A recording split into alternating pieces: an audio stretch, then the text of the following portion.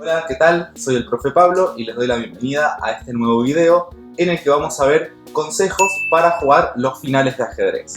Bueno, los finales de ajedrez, tal como el nombre lo indica, es la última fase de la partida, cuando ya quedan pocas piezas, ninguno de los jugadores logró dar jaque mate antes y se está por definir la partida.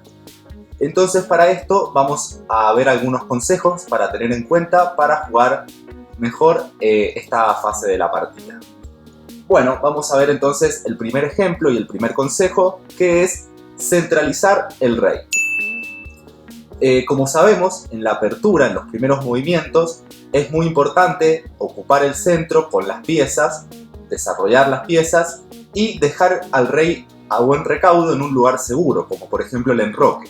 Pero en el final, cuando desaparecen las piezas y no hay posibilidades de que le den jaque mate, el rey pasa a ser una pieza muy importante que siempre es bueno centralizar. Así que vamos a ver, por ejemplo, en esta posición, una buena jugada para las blancas sería rey E2. Si por ejemplo las negras juegan F6 para contrarrestar el alfil en la gran diagonal, seguimos avanzando con el rey hacia el centro, y las negras, para no quedarse atrás, tendrían que hacer lo mismo, jugar por ejemplo rey F7, rey E4, rey E6 y llegamos a una posición pareja donde, como vemos, ambos jugadores centralizaron su rey para tener mejores perspectivas. Así que bueno, entonces el primer consejo, centralizar al rey. El segundo consejo que vamos a ver hoy tiene que ver con qué podemos hacer cuando tenemos ventaja de un peón.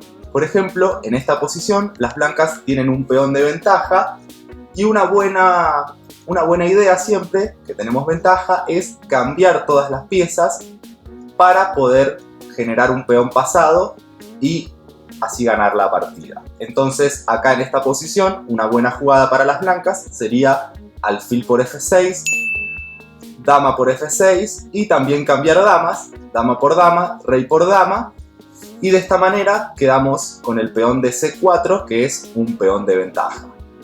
Entonces el segundo consejo, como decimos, cuando tenemos un peón de ventaja, cambiar el resto de las piezas. El siguiente consejo tiene que ver con lo que quedó recién, en la partida de recién, que es qué pasa cuando tenemos un peón de ventaja. Bueno, en este caso lo que conviene hacer es generar un peón pasado, es decir, un peón libre que no tenga peones adelante para poder convertirse en dama o en alguna otra pieza. Entonces, teniendo en cuenta eso, vamos a ver en esta posición qué jugada pueden hacer las blancas para tratar de generar este peón pasado. Bueno, la jugada A3 para luego jugar B4. A4, por ejemplo, sería una mala jugada porque trabaría los peones. Entonces, ahora, por ejemplo, si las negras quieren centralizar su rey, otra vez es muy importante centralizar nuestro rey para no darle paso al suyo. Entonces, luego de que las negras muevan, ahora sí jugar B4, sí, peón por peón, y en algún momento tratar de jugar C5 para generar este peón pasado, y si el rey se va a detenerlo, poder con nuestro rey comerle sus peones del flanco de rey, y si no, que nuestro peón llegue a convertirse en dama o en alguna otra pieza. Así que bueno, entonces muy importante cuando tenemos peón de ventaja, tratar de pasar un peón. Pasamos al cuarto consejo, en el que tiene que ver con el alfil con respecto al caballo, cómo es cada uno.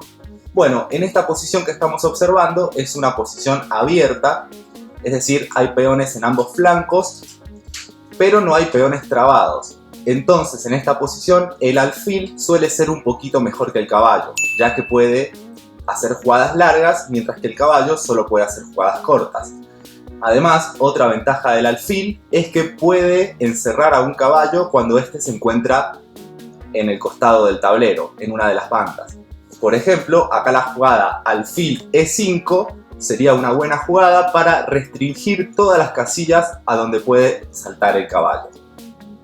¿Pero qué pasa en las posiciones cerradas? Bueno, en las posiciones cerradas esto cambia un poco porque el caballo suele ser un poco más fuerte que el alfil. Sobre todo si el alfil, como vemos acá, el alfil negro, choca con sus propios peones y no tiene tanta movilidad. Entonces, depende de cómo sea la posición, si abierta o cerrada, puede ser mejor el alfil o el caballo. Pero por lo general en los finales, como son posiciones abiertas con pocas piezas, suelen ser un poquito mejores los alfiles. Bueno, pasamos al sexto consejo entonces, que tiene que ver con dónde colocamos nuestros peones cuando tenemos alfiles. Y una buena idea siempre es colocar a los peones en la casilla de color opuesta a nuestro alfil. Por ejemplo, en esta posición, las blancas tienen un alfil en D3 que se mueve por casillas blancas. Y una buena idea, por ejemplo, es jugar B4 para colocar todos nuestros peones en casillas negras y que así no interfieran con el juego de nuestro alfil. Así que bueno, pasamos al séptimo consejo. El séptimo consejo tiene que ver con las torres. Sabemos que las torres se sienten muy felices en las columnas abiertas y tal es el caso de la torre de D1. Y no solo en las columnas abiertas, sino que si tienen la posibilidad de entrar en la séptima fila, también hacerlo. Entonces, una buena jugada aquí para las blancas sería la jugada torre D7, amenazando dos peones. Y si las negras quieren defender con torre B8, quedaría la torre muy pasiva. Y si no, las blancas ganarían un peón. Así que, séptimo consejo, siempre que podamos meter una torre en séptima en buenas condiciones, hacerlo también. Bueno, pasamos al octavo consejo.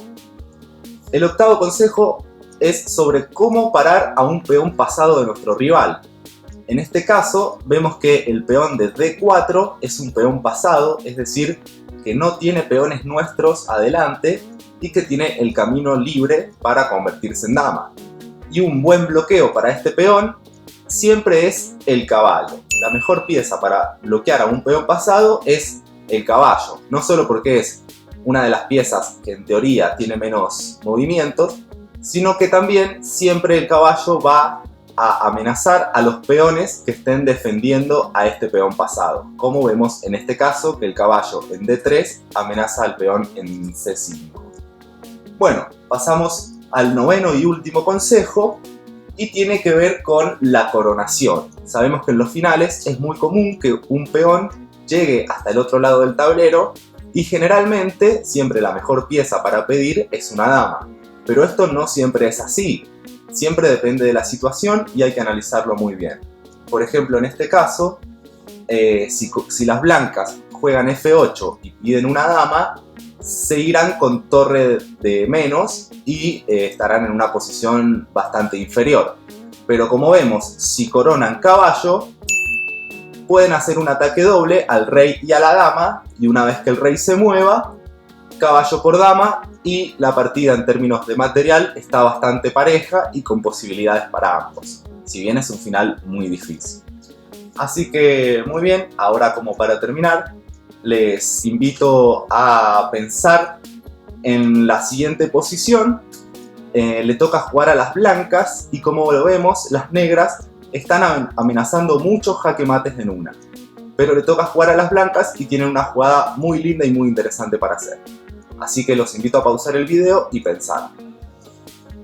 Bueno, acá la jugada, como podrán ver, es C8, pero no pedir una dama, porque, como decimos, las negras pueden dar jaque mate, sino que con la jugada C8 y pidiendo un caballo, las blancas dan jaque mate, ya que el rey no se puede mover a B7 ni en A8 porque está el alfil en la gran diagonal. Así que bueno, espero que les sirvan estos consejos, que los pongan en práctica en sus partidas. Y bueno, será hasta un nuevo video. Me despido de ustedes y les mando un saludo. Chau, chau.